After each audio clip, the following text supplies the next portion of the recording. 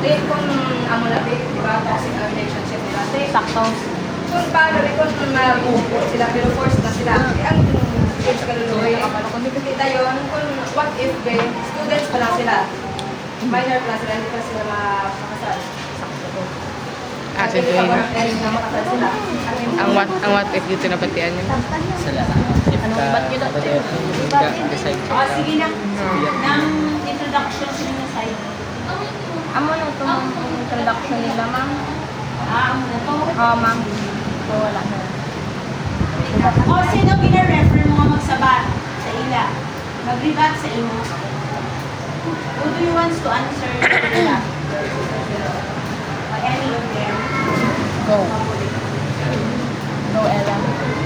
Ako simulan doon sa likod. Okay, so, based on your argument, ang bata would be na the reason, hindi dapat may reason for marriage. Well, I stand by dapat na ang bata is the reason for marriage because na wala kita kabalo in the long run kung base niya they present each other for now, but in the long run base ma-fix man niya.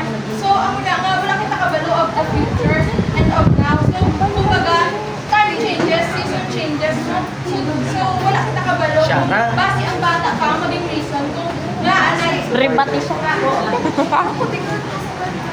na ang bata ang maging reason kung nga kumbaga nag-grow ang ilang love sa isa kanila.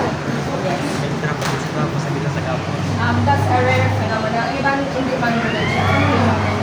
Kasi may pagpakasal sila nga hindi nila love each other. Ang bata wala hindi siya ang primary reason na mag-back with ilang relationship. Hindi sila magsakitay, siyempre di ba toxic relationship. Nakipasok ang bata ay kaya nagkakaami ka, hindi ba relationship, hindi ba kita ka very for example.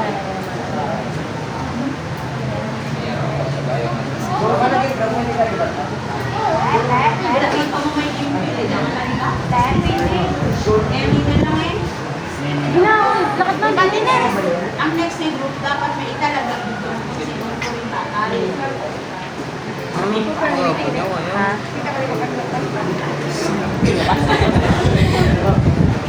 Madam, hindi na ba na rason? Time is running. So, ang ito ang manimig ang co-parenting. So, ang co-parenting, kumbaga, doon nag-ano siya ako, kanina siya. Tama.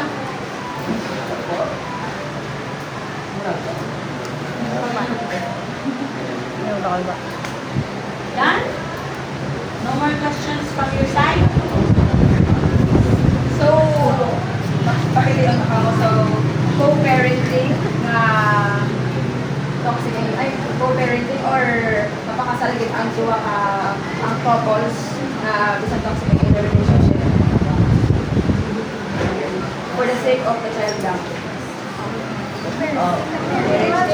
Depende ako ng mga yun. Hindi ako lang parang mag-marriage. Kaya in the first place, hindi naman ako pag-iwo lang ako ng bagay. Kung hindi, kung may kakapatagal sa isa kagisa, di ba? Kasi sama mo kagi na minor. Iba na nito ka minor ka, kung mag-iwo lang ako ng bagay. Tapos, ikadalawa pa rin, let's say, ako parenting ang ginahambal mo, hindi mo pwedeng hayatag sa iba ng obligasyon niya, kaya hindi na yaging imo mo, hindi na yaging gusto. Doon para sa nakaroon nga, nagbata-bata ka mo, tapos ibaso rin sa gobyerno, may ka may ipakahol. Paano mo na na?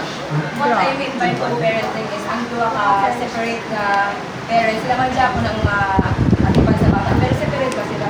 So, wala na sila ano. And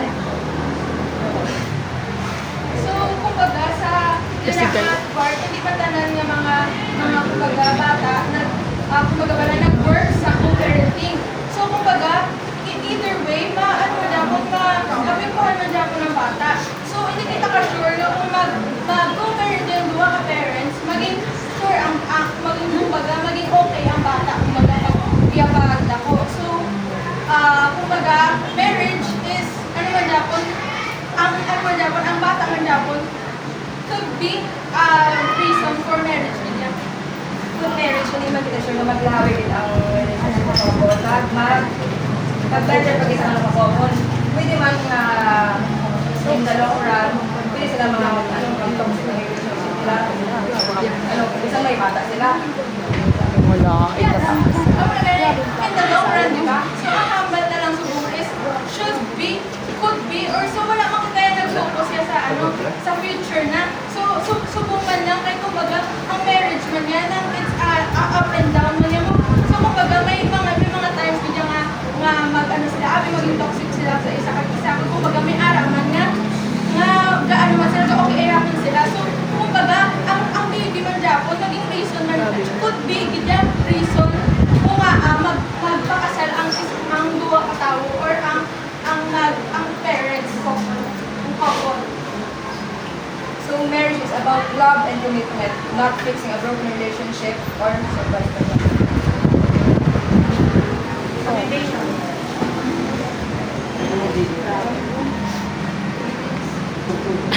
So, in conclusion, marriage, kumbaga, baby could be the reason for marriage because, kumbaga, need yun sa bata nga may duwag sa parents na to be there for him or her. So, kumbaga, it will have her sa iyang mga mental, physical man, iyang natanan niya aspect sa kumbaga, na the experience of having a complete family deserve na sa isa ka.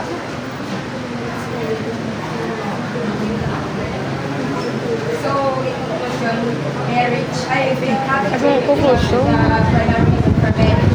Because the primary reason for marriage is love, commitment, and trust. If you're sure talaga sa tao na, then you can consider marriage. Pero having a baby is not because para mag-save face ka lang, para mag-save sa judgment sa iba. Sa 19th century ba? 20th century.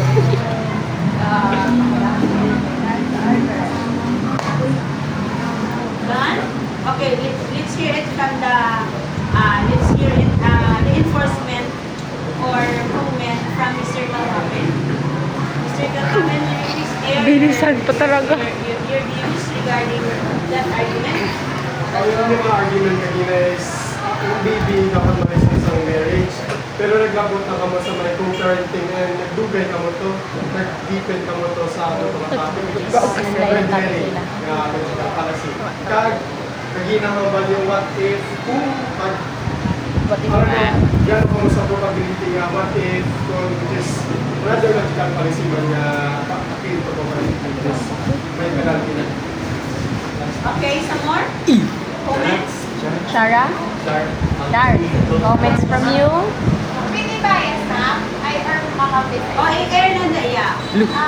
I think, ang ginanamin nyo nga if about love and commitment, then tanigin pa nung dumanan nila na before doing that action, may result or may mabunga. That's why. So, kung naging mo sila sa kamunang action, then dapat pag nila nga ang unang result, then dapat may araw sila commitment to stand for the baby. Okay, so ang ginhambal niya is could be your conclusion. Your conclusion. Okay, amo na siya. Ang gina-area, amo na siya ang bias siya because she is on your side. Pero, we're gonna blame them because they have to defend their argument. Okay? Masay ako siya. Kay what if, like, may araw kung ano mga Wala, what if? documentary ba lamang, nga lagaan may karantayan ba lamang, research, nga ang sa mga rape ba lamang. You are in what group? Nag-side ako, di ba? Pero hindi ka, you did not belong Comment na. Like, ang sa documentary pala siguro ma'am kay Cara David pala ma'am, ang girl ma'am in rape, so wala namang choice ang parents ma'am kag ang ano ma'am, so gipakasal na lang nila ma'am, so may ara na siya ma'am, ano ma'am. Like what if nadala lang sila sa Hindi ka. Okay, so What? dapat, excuse me, kay ala dara ang inyong argument, dapat amo inaagin sa inyo. Pero, hinimo ko ang argument ni ini, focusing only for the couple who are in love with each other. Pero, hindi na makapoy nga argumento sa bilang masay. So, maawala ninyo na abtan or nalabutan sa inyong pinsar. Because, hindi ka mo ready. Ang dami. Lalo na mga aware, mas na ang namin ng mga couples, mga love with each other.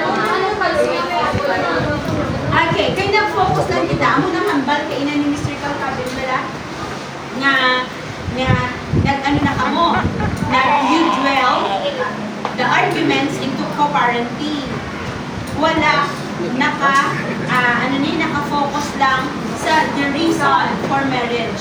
Kaya ang main topic natin is the reason for marriage. That is why, paabot ko nga matouch man ina nga rason ninyo kaina. What about the rape victims? Yes. I told you What guys. about ang mga bata or ang pregnancy na out of love? What about ang iba ng mga insist? When we say insist, they get pregnant because the doer or the father is their immediate family. Amo na siya. Hambal ko gani, here in philosophy, we can talk anything under the sun. Okay. Use the shot. So, by learning out of this argument, ano din dapat? It is out of love. Ano? No. Hindi ka, No.